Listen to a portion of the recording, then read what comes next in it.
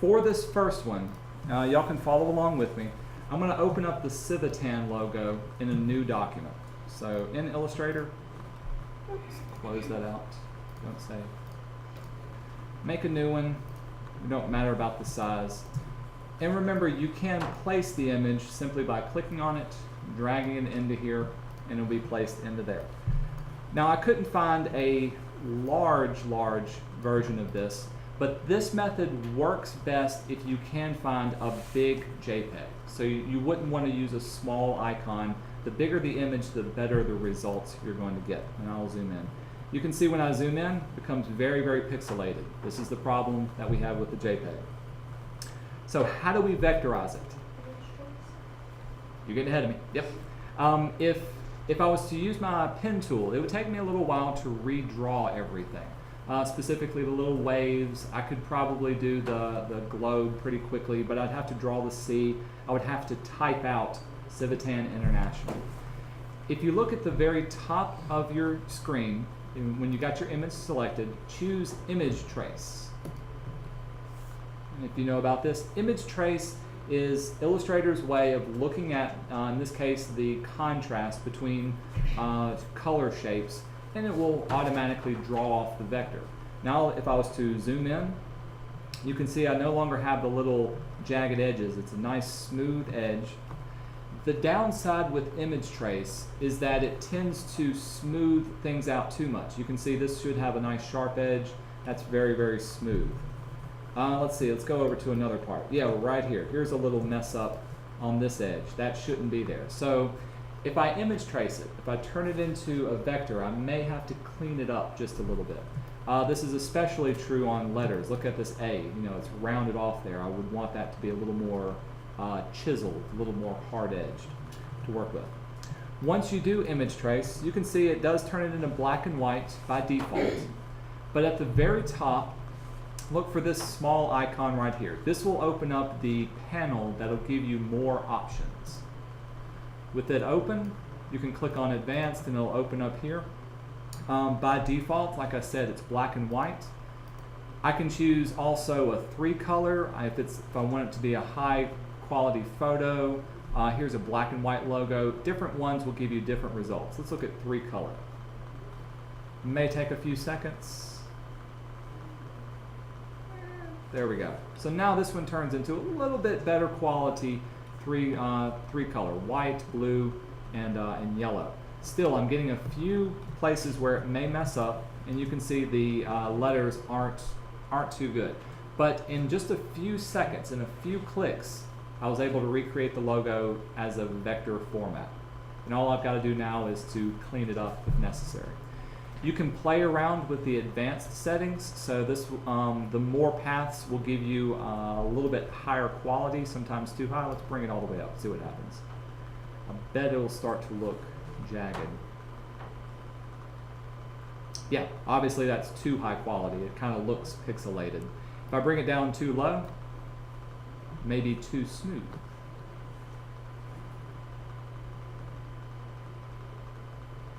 Not too bad. Still losing quality on there, but the lines are smoothed out. Ooh, that's a horrible globe. I wouldn't want to use that. It's more of an art than a science. Playing around with the noise, the number of corners, those types of things are what you'll have to play with just to get the best results. But in a pinch, this is kind of second best to quickly vectorize something. Once you got it down the way you like it, the last thing you need to do is click Expand at the top, and now it's broken up into the vector points that you can see, and I can actually edit it with the rest of my vector tools. I may want to go in and actually find a font and retype that. Maybe I'll clean up this circle, because I know I can draw a better circle than the little mistake that I got down here. All cool? Does that make sense? So that's the first thing you're going to do for this first exercise. When you are finished, you can save it as an EPS file. Yeah, save it as an EPS, and you'll upload that to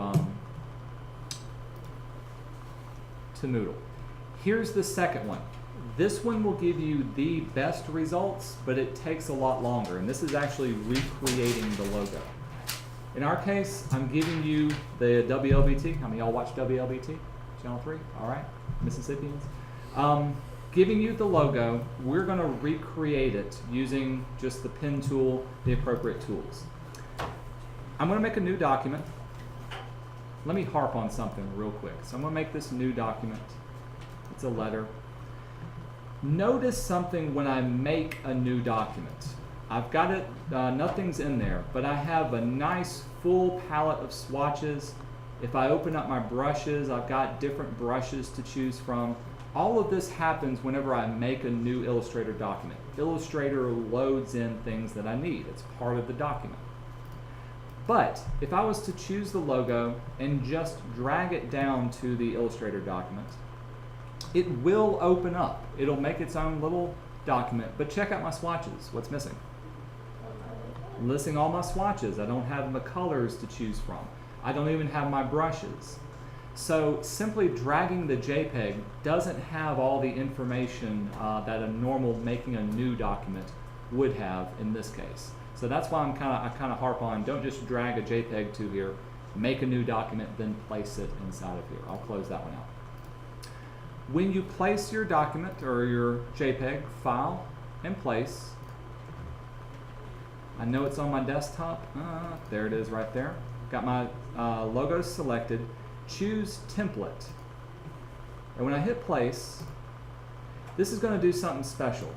If you look in your layers palette, on one layer I've got a template with the logo on it. That layer is locked, so I can't select it, I can't move it around. And it's also got a funny little icon. I can turn on and off the visibility. By choosing template, Illustrator will automatically put it below a blank layer, and then you can work on layer 1 to actually do your tracing. Does that make sense? This is kind of a better way of working.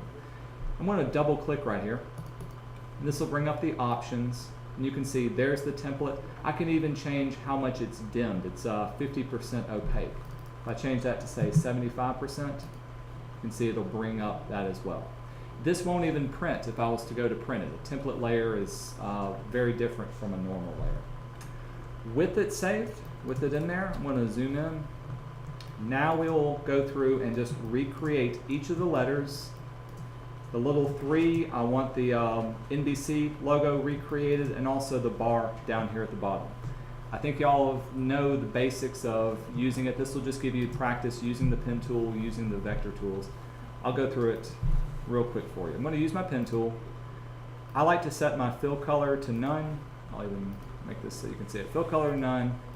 And let's use, since this is blue, I'm going to make this red simply so I can see on top of it.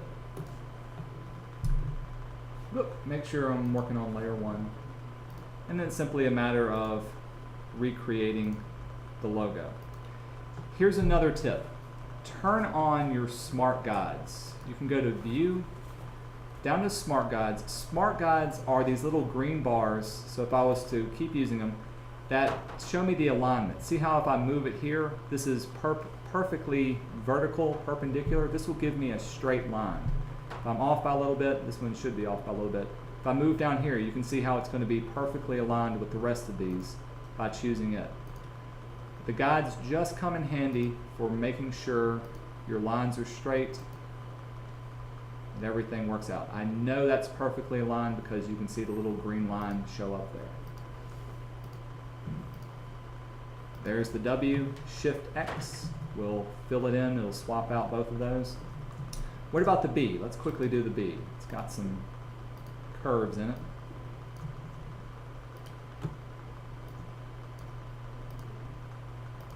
How would I punch out these middle portions? What technique would work for that? Y'all remember?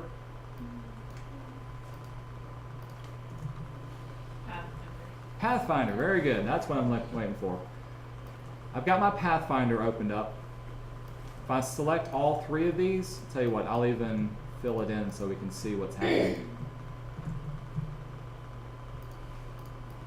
If I select all 3, with this second one, it's like a cookie cutter. It'll minus it out, and now it's punched a hole inside of it. Pretty cool? When creating this portion of the logo, break it up into its separate parts.